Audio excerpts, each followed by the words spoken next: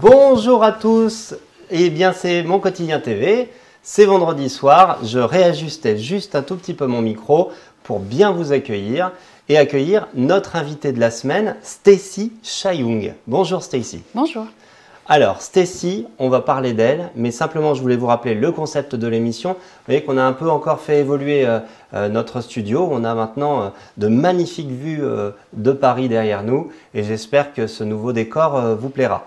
L'émission, l'objectif, c'est de donner la parole à des personnalités, à des gens qui font bouger les choses et qui n'ont pas souvent l'habitude de s'exprimer sur les plateaux télé.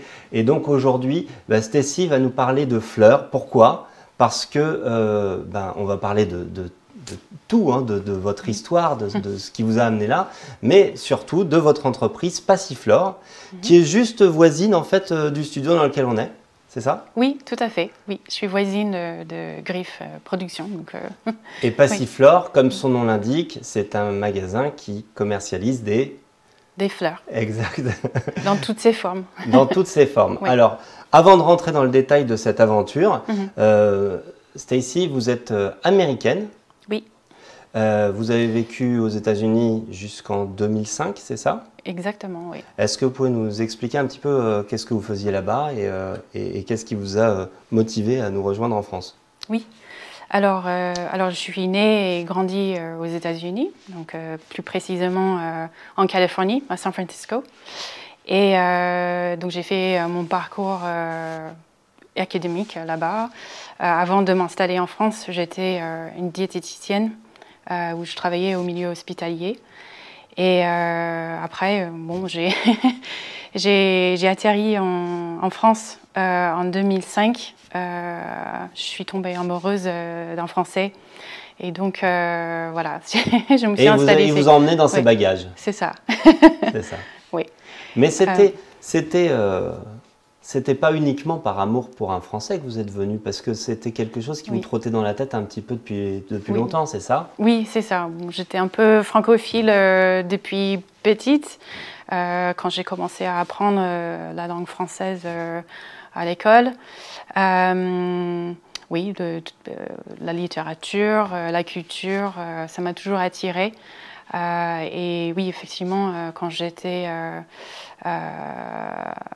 diététicienne, j'ai commencé à regarder un peu ce que je voulais faire après, parce que je ne vais pas parler, mais c'était un doctorat en épidémiologie nutritionnelle que j'ai démarré là-bas, et c'était aussi par le biais de la recherche en nutrition, et notamment avec une équipe en France qui m'a amenée jusqu'ici aussi. Donc c'était une sorte de double lien avec... Finalement, tous les signaux étaient au vert, tout le monde voulait que vous arriviez en France. C'est ça. Mais c'était assez éloigné finalement du domaine des fleurs. C'est-à-dire que vous, au départ, c'est un petit coup de cœur que vous avez eu pour un voyage que vous avez fait en France. Oui, c'est ça. Vous êtes tombée amoureuse d'abord de la France, puis ensuite d'un Français, c'est ça? Oui, c'est ça. Vous aviez quel âge quand vous êtes partie pour la première fois en France? J'avais 14 ans. 14 ans. Oui, donc c'était un voyage scolaire. Et vous étiez en région parisienne? Vous aviez fait quoi? Oui, des visites classiques, Paris, des différents monuments dans Paris, des musées, Versailles, et puis bon, c'était un voyage court. Donc, et vous êtes dit, c'est là qu'il faut que j'aille? Oui, je pense. dans un petit coin de ma tête, c'était là où je me suis dit, oui, il y a quelque chose. Et pourtant, vous aviez également des origines chinoises. Oui, tout à fait. Vous n'avez pas eu envie de vous tourner plutôt vers vos origines? Alors, j'ai grandi avec cette culture, donc c'est quelque chose que je connais très bien. Et donc oui, non, cette envie, c'était vraiment la culture en Europe qui m'attirait un peu plus. Parce que c'était très inconnu pour moi, donc très différent de ce que j'ai grandi. J'ai grandi avec une double culture américaine et chinoise. Qu'est-ce qui fait que, en France en particulier, vous vous sentez mieux, enfin c'est là que vous avez envie de vivre? Qu'est-ce qu'il y a de différent avec la vie que vous aviez aux États-Unis? Bon, d'abord, je suis un peu foodie, donc j'adore la gastronomie ici. Bon, je pense que le lien avec la nutrition, ça c'est assez évident. Mais oui, c'est cette culture un peu rebelle, comme on discutait. C'est le joie de vivre. Il y a moins de pression Est-ce qu'aux États-Unis, on est obligé de réussir et en France, on a le droit d'échouer? Vous résumeriez ça comme ça? Oui, ça c'est une bonne... oui, exactement. Ouais. On a plus de choix, en fait. Il y a moins de jugement, je trouve. Donc, aux États-Unis, oui, il y a beaucoup de pression pour réussir. Vous avez beaucoup appréhendé quand vous avez décidé de faire vos bagages et de partir, quitter un continent pour venir dans un endroit que vous aviez certes vu à 14 ans, mais dont vous ne connaissiez pas grand-chose, où l'appréhension était gommée par l'envie? Non, c'était complètement gommé par l'envie. Oui, c'était... Non, j'avais déjà une forte envie de découvrir une vie à l'étranger. C'était quelque chose, depuis longtemps, en fait. Alors pourtant, en 2005, vous les faites, vos valises. Oui. Vous rejoignez la France avec votre amoureux sous le bras. C'est ça. Et par contre, vous avez une première surprise un peu, j'imagine, un peu embêtante. C'est que vous vous heurtez à la difficulté de la non-reconnaissance de votre diplôme. C'est-à-dire que vous avez un savoir-faire et en France, on ne le reconnaît pas, c'est ça? Exactement. Et puis à ce moment-là, j'avais 30 ans et j'ai terminé mes études 5 ans auparavant. Donc à ce moment-là, je n'étais pas prête à retourner à l'école et repasser mes études en nutrition. Pour continuer ce métier. Et là, vous n'êtes pas dit, oh là là, qu'est-ce que j'ai fait? Oui, non? Oui, c'est ça. Oui, bon, c'était un peu la déception et la frustration. Mais du coup, j'ai décidé de faire un petit virage. Je suis restée dans la santé, mais je suis tournée vers la communication. Et là, on vous a accueilli les bras ouverts sans forcément que vous ayez besoin de refaire de formation? Exactement, oui. Donc, vous travaillez pour des agences de communication spécialisées dans le milieu de la santé? Oui.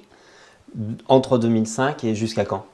2015, 2016. Ouais, donc plus de 10 ans. Oui, oui. Et du coup, au bout de 10 ans, vous vous dites, je vais peut-être... changer les choses parce qu'il y a des événements importants dans votre vie qui arrivent? Oui, à ce moment-là, oui, entre 2016 et 2017, c'était une période difficile où j'ai perdu plusieurs proches, notamment ma mère.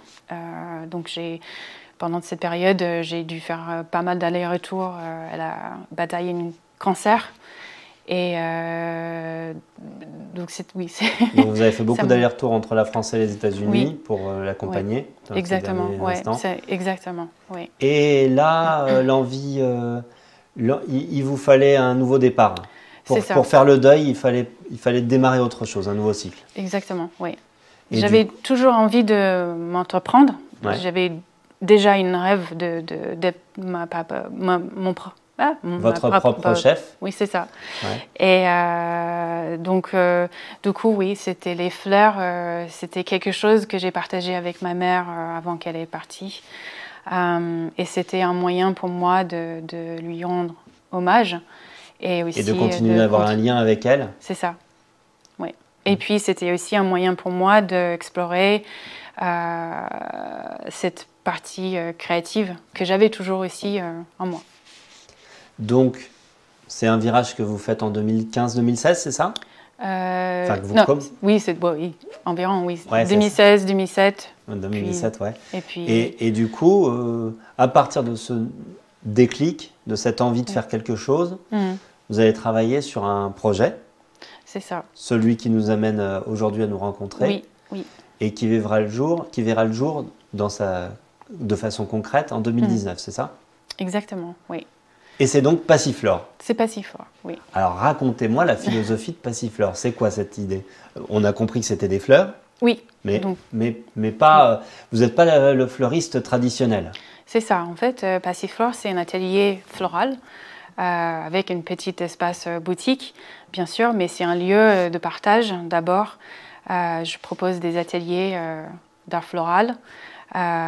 Donc une fois par mois, je rencontre mes clients et je partage mon savoir-faire et on fait des activités manuelles autour de la fleur. Donc soit avec des fleurs fraîches, soit avec des fleurs séchées. C'est des ateliers dans lesquels il y a combien de clients qui peuvent se réunir en même temps? Oui, bon, c'est des petits groupes ou c'est une formation avec plein de personnes? En général, c'est en petits groupes. Ouais. Et ce que j'aime bien aussi, parce que ça me permet d'échanger et de connaître mes clients. Mais je peux aussi faire jusqu'à 10 personnes. Donc des fois, c'est pour... je privatise l'atelier pour des enterrements de vie jeune fille ou des anniversaires, des événements spéciaux. D'accord. Et alors ça a démarré en 2020, parce qu'en 2020, vous arrivez, donc vous êtes voisin des studios dans lesquels nous sommes là. C'est ça. Et vous avez votre boutique qui vous permet de faire ces ateliers. Exactement. Mais vous aviez déjà démarré en amont le projet, vous aviez commencé à concevoir depuis chez vous, c'est ça? C'est ça, oui. C'était comme beaucoup de créateurs. Comme tous les artisans, et beaucoup d'entrepreneurs. Ouais. C'est ça.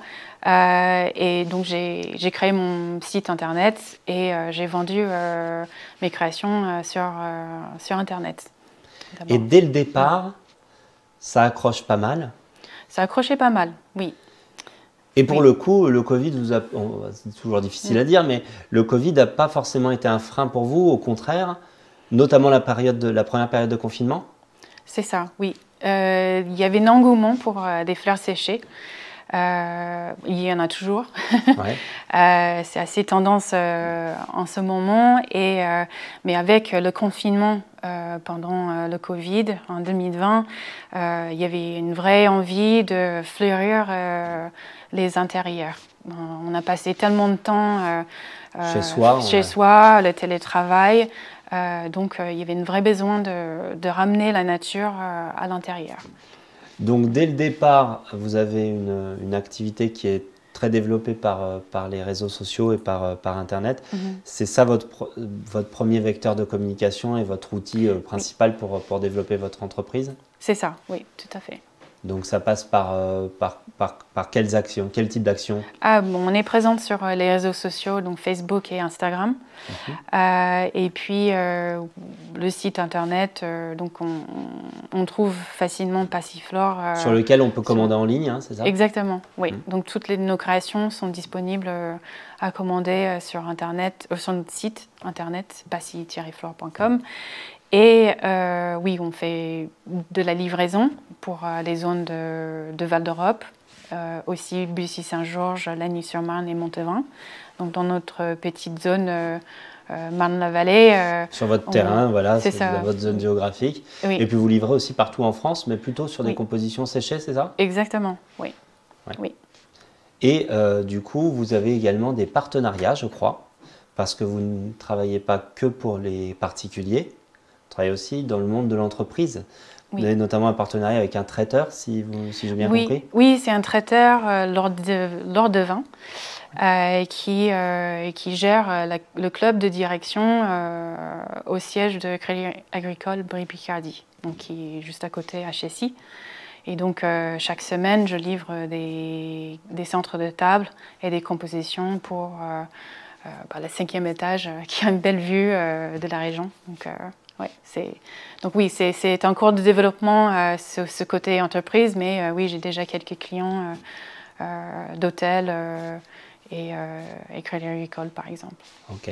Et puis vous avez aussi toute la partie événementielle.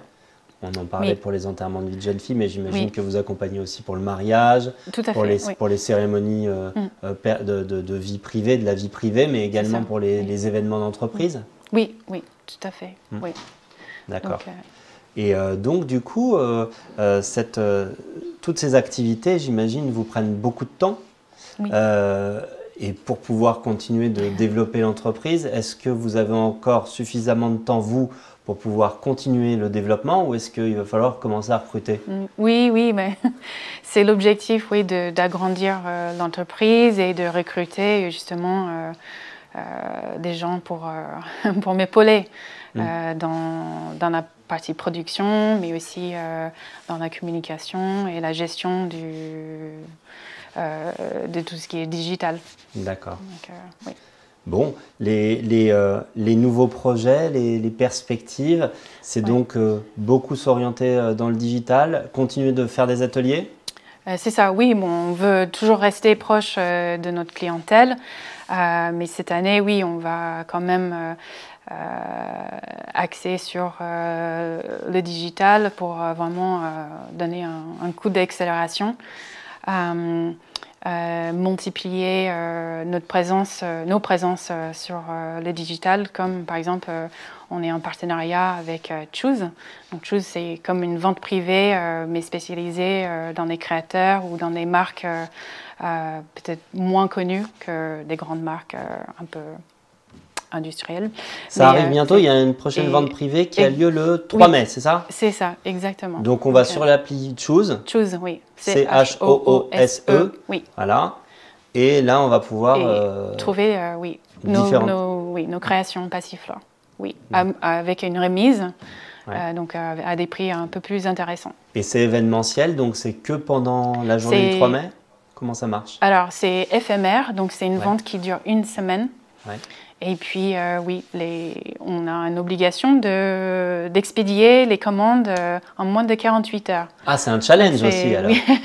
Oui, c'est une bonne challenge, mais on aime bien et c'est une semaine bien chargée, donc, avec toutes les commandes. De toute façon, dans le monde des fleurs, il y a toujours des périodes, j'imagine, très fortes d'activité. Oui. Le muguet au mois de mai. C'est ça. Donc là, vous allez avoir une double activité très chargée pendant cette période-là. C'est ça, oui. Mais on aime bien. Chez Passiflore, on aime bien. Très bien. Toutes ces expériences-là sont rattachées à des valeurs que vous avez. On n'en a pas beaucoup parlé de ces valeurs. Parce que ce n'est pas par hasard que vous faites ce travail. Alors, on a compris que l'origine, c'est ce lien avec votre maman. Mais il y a... Vous m'avez présenté Passiflore en me disant, notamment, on privilégie les circuits courts. On va essayer d'aller chercher plutôt des produits de saison. Est-ce que vous pouvez me développer un petit peu toutes ces valeurs qui font que Passiflore est authentique et original par rapport à l'offre globale dans votre activité? Oui. Alors oui, chez Passiflore, on privilégie quand même des fleurs françaises.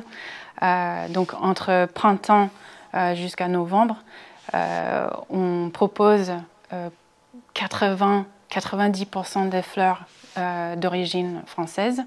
Je travaille avec des producteurs qui sont quand même aussi basés en Île-de-France, donc ça c'est vraiment circuit court. Et c'est tant mieux parce qu'avec le prix du carburant qui explose, qui impacte quand même le prix des fleurs en ce moment et qui est en train de s'enflammer. Mais oui, on fait notre mieux pour essayer de minimiser cet impact économique. Et carbone. Et carbone, oui. Et puis oui, et en parlant de notre empreinte carbone, on est très consciencieuse aussi de cet impact que pourrait avoir notre activité. Donc on cherche toujours des solutions pour minimiser et recycler. Donc de ne pas utiliser trop d'électricité, de l'eau. Je recycle des emballages. Donc quand j'achète par exemple des fleurs à Rungis, tous les papiers craft, je les réutilise dans des colis pour emballer des fleurs séchées. Rien ne se perd, c'est ça. Tout se réutilise. Exactement, oui. Il y a autre chose que vous m'avez dit qui m'a interpellé. Vous m'avez dit que vous aimiez bien mélanger plusieurs espèces qui n'ont pas forcément... déjà des espèces peut-être plus originales, plus rares, et puis de les mélanger de façon un peu inattendue, c'est ça? Oui, oui. Une des particularités avec Passiflore, c'est de faire des compositions qui est différente, qu'on ne trouve pas en commerce ou chez les autres fleuristes. Est-ce que vous pourriez nous donner un exemple pour qu'on essaye d'imaginer? Oui, en fait, on mélange des fleurs séchées et des fleurs fraîches. Et ça ça donne un côté un peu, peut-être un peu plus champêtre et intemporel. Oui, aussi, parce qu'en fait, moi, je propose aussi pas mal d'espèces de fleurs qu'on peut sécher. Donc, dans les conseils ou lors de l'achat, j'explique à mes clients des espèces qui peuvent sécher chez eux. Et donc, du coup, c'est un moyen de garder le bouquet beaucoup plus longtemps. Vous avez aussi, dans toutes ces valeurs qui vous animent, vous avez aussi une conscience humanitaire, dans la santé également. Vous êtes beaucoup engagé, et notamment pendant le Covid, vous avez pris des initiatives pour que Passiflore contribue, notamment à remercier les soignants, je crois. Est-ce que vous pouvez nous expliquer? Oui, c'est ça. Alors oui, chez Passiflore, c'est important pour moi de contribuer à la communauté. Et donc, il y a, pendant le Covid en 2020, j'ai organisé ce que j'appelais le muguet solidaire. Et pour chaque pot acheté, il y avait un pot qui a été offert à un soignant, un professionnel de santé. Donc, c'était organisé en collaboration avec l'hôpital de Jossigny. Et à la fin de la journée, du 1er mai, on a distribué ces pots de muguet et c'est vrai qu'avec le contexte qu'ils ont vécu, c'était très très apprécié. Oui, j'imagine. Ça, c'était une action qui fait du bien. Vous participez aussi aux activités de l'association de notre collègue et ami José-Pierre de Souza, La Vie en Rose. Oui.